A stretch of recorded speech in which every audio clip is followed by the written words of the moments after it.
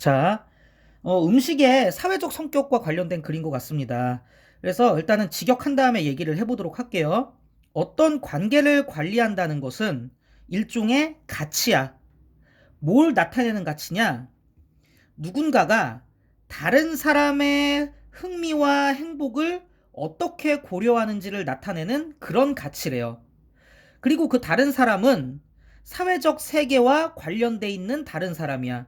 이게 무슨 얘기냐면은 내가 있을 수 있고 그리고 다른 사람이 있을 수 있는데 그 사람과 나는 같은 사회 속에 있는 거잖아요. 그렇다면 이 사람과 내가 관계를 맺는다는 것은 우리가 같은 사회 속에 속해 있는 것이고 같은 사회 속에 속해 있는 이 다른 사람이 가지고 있는 관심사나 흥미, 행복을 내가 좀 고려를 해줘야 그게 진정한 사회적 관계를 형성하는 행위라고 할 수 있을 거 아닙니까?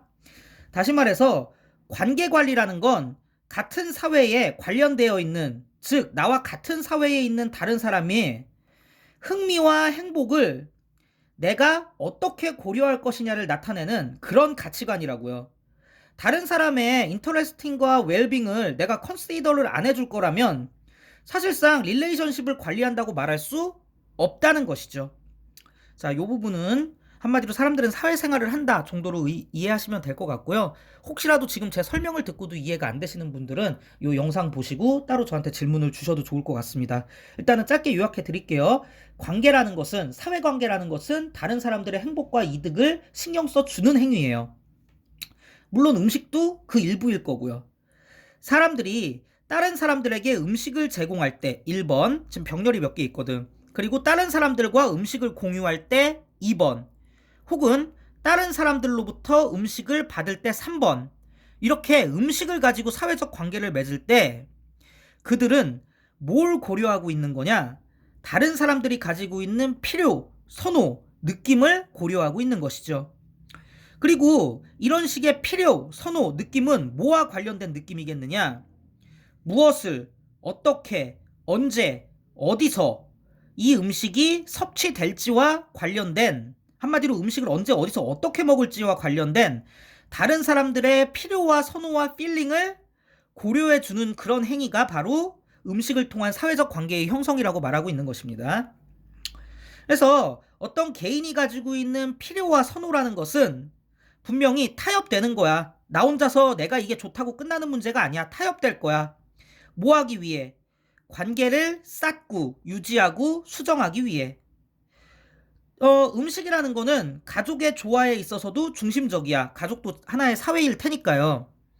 누군가는, 근데 이제 누군가는 어떤 누군가입니까? 집안의 음식 관리 역할을 채택한 누군가. 뭐 대부분은 주부를 얘기하는 거겠죠. 그 누군가는 항상 되게 민감해. 뭐에 민감하죠? 다른 사람들의 음식 선호나 싫어하는 것 혹은 식사 패턴 같은 거에 되게 민감해. 사실 뭐 대부분의 주부들이 그렇지 않습니까? 예를 들어서 새롭게 매리드한 커플, 신혼부부겠죠. 이런 사람들은 부부라는 사회를 형성했기 때문에 반드시 이 방식을 타협해야만 해요. 어떤 방식이요? 공동의 음식 선택을 만들어내는 방식을 타협해야만 해. 그리고 부모와 자식 관계라는 것 역시도 어디에 기여할 겁니까?